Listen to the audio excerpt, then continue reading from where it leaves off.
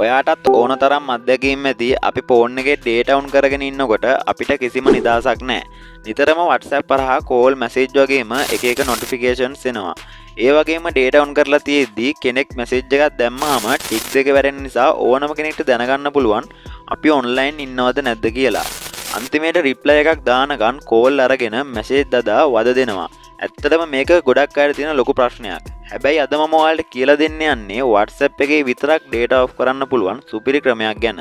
අපිට මේ වැඩේට කිසිම app එකක් අවශ්‍ය වෙන්නේ නැහැ. ඒ වගේම ඔයා මේ දේ ගැන දැනගෙන හිටියේ නැත්නම් ඔයාට ගොඩක් දේවල් මගහැරිලා තියෙන්නත් පුළුවන්. සමහර වෙලාවට ඔයාගේ පාර්ට්නර් කරන හොර වැඩපවා මේ නිසා අල්ලගන්න බැරි වෙන්න ඉඩ තියෙනවා. ඉතින් ඒ වගේම වීඩියෝ එකේ අවසානයේ මීටත් වඩා වැදගත් රහස් ක්‍රම දෙකක් කියලා දෙනවා. ඔයා මේ විදිහට ෆෝන් එකේ WhatsApp එක ඕපන් කරගන්න.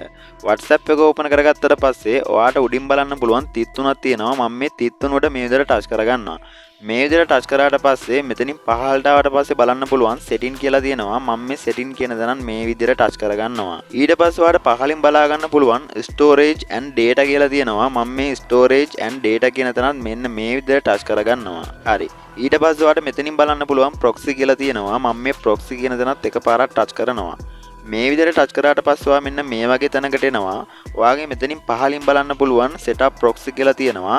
ඒත් මගේ මෙතන පෙන්වන්නේ කෝඩ් එකක්. ඒ කියන්නේ මම මේක කලින් try කරලා බලපු නිසා. ඔයාගේ ඒ setup proxy කියන දන එකපාරක් ටච් කරන්න. මේ විදිහට ටච් කරාට පස්සේ ඔයා මෙන්න මේ වගේ තැනකට එනවා.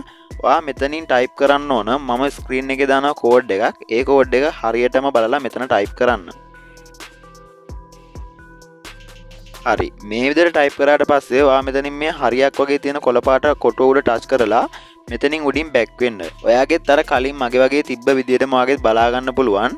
ඒ වගේ තියෙනවා නම් ඔයාට උඩින් බලන්න පුළුවන් use proxy කියලා තියෙනවා. use proxy කියන තැනට ඉස්සරහින් ටික් එකක් තියෙනවා.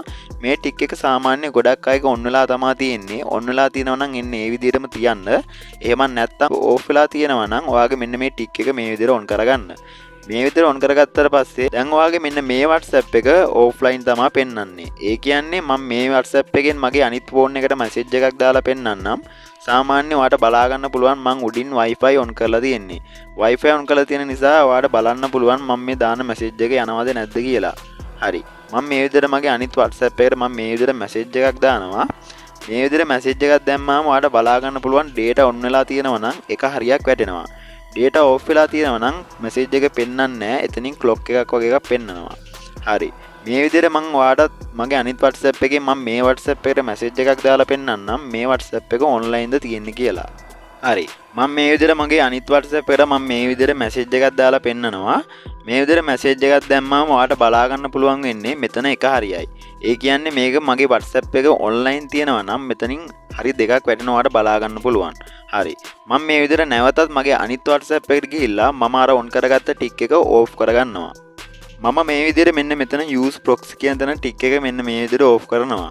මේ විදිහට off කරලා බලනවා මම අනිත් WhatsApp එකෙන් දාපු message එක මගේ මෙන්න මේ WhatsApp එකට ඇවිල්ලා තියෙනවද කියලා.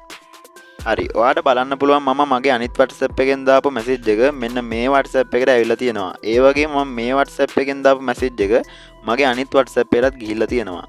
හරි. ඒ වගේම ඔයාලා හිතනවා ඇති මේ setting එක තියෙන්නේ මේ විදිහට WhatsApp එකේ data off කරන්නමද කියලා. නෑ. ඇත්තටම WhatsApp එකේ මේ setting එක ලබා දීලා තියෙන්නේ මීට පහුගිය කාලෙක ඔයාලට මතක ඇති social media block එකක් ආවා.